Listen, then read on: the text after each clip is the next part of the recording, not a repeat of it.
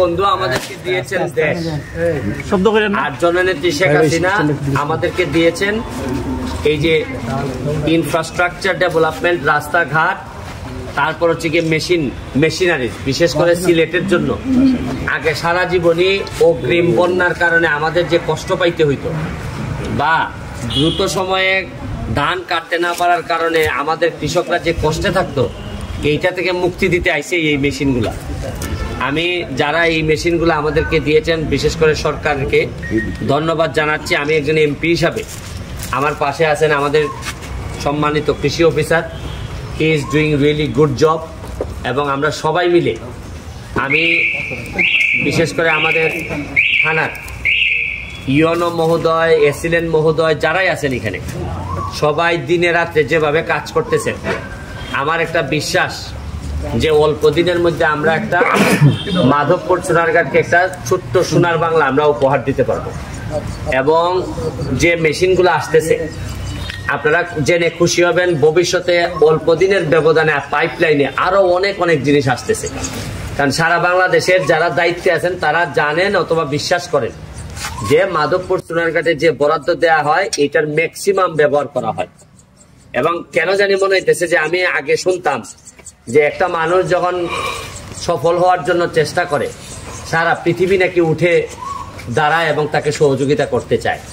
যদিও আমাদের এরকম ধারণা যে মানুষ আগাইতে গেলে বাংলাদেশের মানুষ নাকি পিছে টেনে ধরে, কিন্তু আমার লাইফে এটা হচ্ছে না।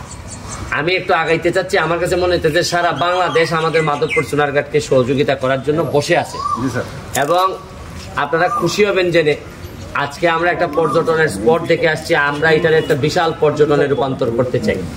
এবং এই যে আজকে যে আপনারা দেখলেন যে এই বজ্রপাত নিয়ন্ত্রণে এই যে বাংলা মার্ক, তারা যে মেশিনটা আমার দেখাইলো, এটা আমার কাছে মনে হইতেছে, আপনারা জানেন যে বজ্রপাতে অনেক মানুষ মারা যায়, এটা থেকে আমরা হয়তো কিছুটা হইলো রক্ষা পাবো।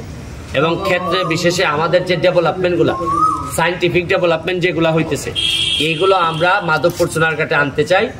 আর আমার একটা অনুরোধ রইল, মাননীয় এমপি মহোদয় যারা আছেন সারা বাংলাদেশে, আমার এলাকায় যা যা উন্নয়ন হইতেছে আমি আপনাদেরকে দেখাচ্ছি ফেসবুকের কল্যাণে।